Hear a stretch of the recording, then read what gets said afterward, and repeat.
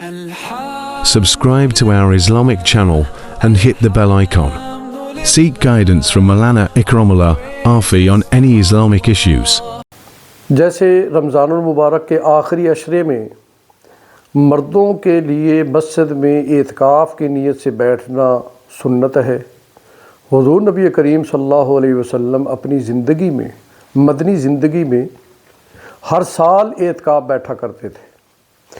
ایک سال تو آپ نے پورے مہینے کا اعتکاف کیا اور ایک سال آپ نے 20 دن کا اعتکاف کیا، اور باقی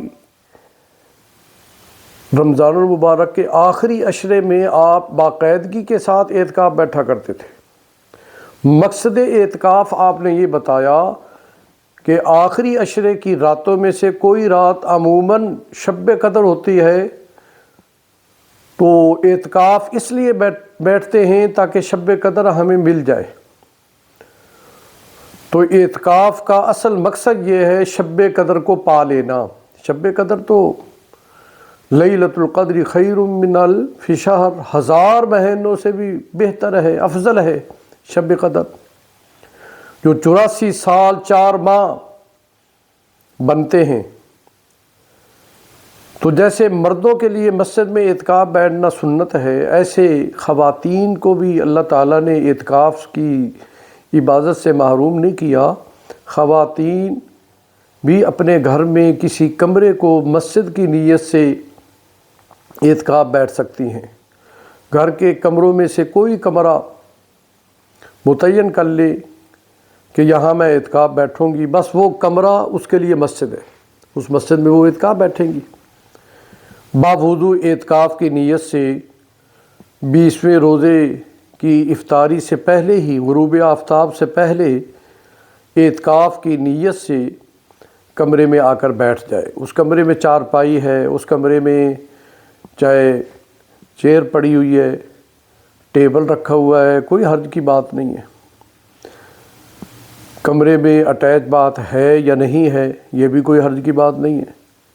نیت کر کے اعتکاف بیٹھ گئی، جیسے ہی نیت کر کے کمرے میں داخل ہوئی تو یہ معتکف بن گئی۔ وہ اس کمرے میں عبادت بجا لائے، اس کمرے میں وہ تلاوت کرے، اس کمرے میں بیٹھ کر ذکر اذکار کرے، دعائیں مانگے، 10 دن مکمل اعتکاف کے اسی کمرے میں رہے۔ لیکن ضرورت طبی اور ضرورت شرعی کے مطابق وہ کمرے سے نکل بھی سکتی ہے۔ وضو کے لیے کمرے سے باہر نکل سکتی ہے، یہ شرعی ضرورت ہے۔ قضائے حاجت کے لیے واش روم میں جانے کے لیے وہ کمرے سے باہر نکل سکتی ہے، یہ طبی ضرورت ہے۔ ایسے ہی کھانا دینے والا کوئی نہیں ہے تو کچن میں جا کر کھانا بھی حاصل کر سکتی ہے، پانی بھی پی سکتی ہے، لا سکتی ہے، پانی، کھانا، برتن وغیرہ کوئی اگر نہیں ہے دینے والا تو وہ لا سکتی ہے خود ہی۔ تو کمرے میں اعتکاف بیٹھے اور بلا ضرورت کمرے سے باہر نہ نکلے، اپنی اس مسجد سے باہر نہ نکلے۔ اگر باہر نکل جائے ضرورت کے تحت تو باہر نہیں بولنا، کسی سے ہم کلام نہیں ہونا۔ کسی سے اگر کوئی بات کرنی ہے تو وہ کمرے کے اندر رہ کر بات کریں۔ جہاں پر وہ اعتکاف بیٹھی ہے وہ اس کے لیے مسجد ہے۔ اور اعتکاف کے دنوں میں سب سے زیادہ قرآن پاک کی تلاوت کو مشغلہ بنائیں، تلاوت قرآن پاک میں مشہور رہے، سب سے زیادہ وقت قرآن پاک کی تلاوت کو دے، پھر استغفار کرتی رہے، درود شریف پڑھتی رہے، تیسرا کلمہ، پہلا کلمہ، چوتھے کلمے کا ورد کرتی رہے، لا حول ولا قوت الا باللہ پڑھتی رہے۔ اپنے 24 گھنٹے کے اوقات کو ایک ترتیب دے کہ میں نے سحری کے وقت یہ کرنا ہے، نماز فجر کے وقت یہ کرنا ہے۔ ایک یہ ہے کہ اعتکاف کے دوران نوافل نہ چھوڑے، نماز مغرب کے بعد 6 نفل اوابین کے، نماز تہجد کے وقت 8 رکعتیں 2 کر کے پڑھے۔ ایسے ہی ذکر کو ٹائم دے، دعائیں مانگے اور بہت لمبی مانگے۔ جو نوافل پڑھیں تو لمبی لمبی رکھتے ہوں، لمبا قیام ہو، لمبا رکوع ہو، لمبے لمبے سجدے ہوں۔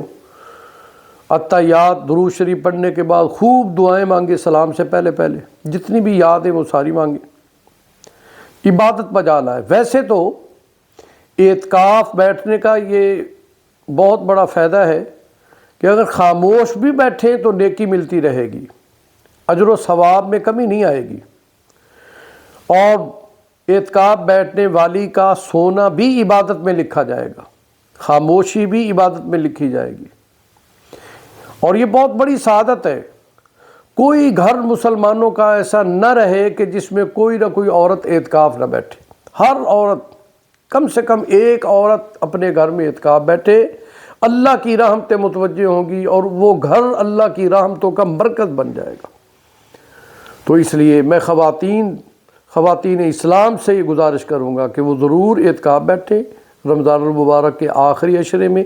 اعتکاف بیٹھنے والا اللہ کے دربار پہ گر جانے والا ہے، وہ اللہ کے دربار میں آ گیا، گر گئی، آئے ہیں تیرے دربار میں کچھ لے کر جائیں گے، آئے ہیں تیرے در پہ کچھ لے کر جائیں گے۔ اعتکاف بیٹھنے والوں کی دعاؤں کو اللہ قبول کرتے ہیں، اعتکاف بیٹھنے والوں کی التجاؤں کو اللہ قبول کرتے ہیں، اللہ پوری توجہ فرماتے ہیں، نگاہ محبت فرماتے ہیں اعتکاف بیٹھنے والوں۔ اور اگر کوئی گرمی کی وجہ سے غسل کا مسئلہ ہے تو اپنے کمرے میں ہی رہ کر کپڑوں سمیت وہ غسل بھی کر سکتی ہیں، کوئی ایسا مسئلہ نہیں۔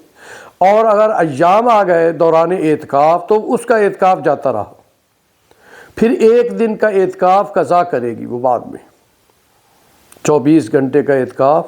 اور یہ یاد رکھیں سنت اعتکاف کے لیے روزہ شرط ہے، بغیر روزے کے اعتکاف نہیں ہے۔ لہٰذا ایسی عورت جو روزہ نہیں رکھ سکتی، بیمار ہے، مریض ہے، ضعیف العمر ہے، تو پھر وہ اعتکاف بھی نہیں بیٹھ سکتی۔ اعتکاف کے ساتھ روزہ ضروری ہے، اس لیے یہ بات یاد رہے اور اس بات کا خیال رکھیں کہ روزہ ہوگا تو اعتکاف ہوگا۔ باقی 10 دن مکمل یہ سنت اعتکاف ہے، کوئی ایک دن اعتکاف کرتی ہے، 2 دن کرتی ہے، 3 دن کرتی ہے تو وہ سنت نہیں ہے، وہ نفلی اعتکاف ہوگا۔ سنت اعتکاف عید کے چاند نظر آنے تک ہے، جیسے ہی عید کا چاند نظر آیا اعتکاف ختم، کمرے سے چاہے باہر آ جائے، آرام سے اللہ کا شکر بجا لائے، نفل پڑھے شکرانے کے۔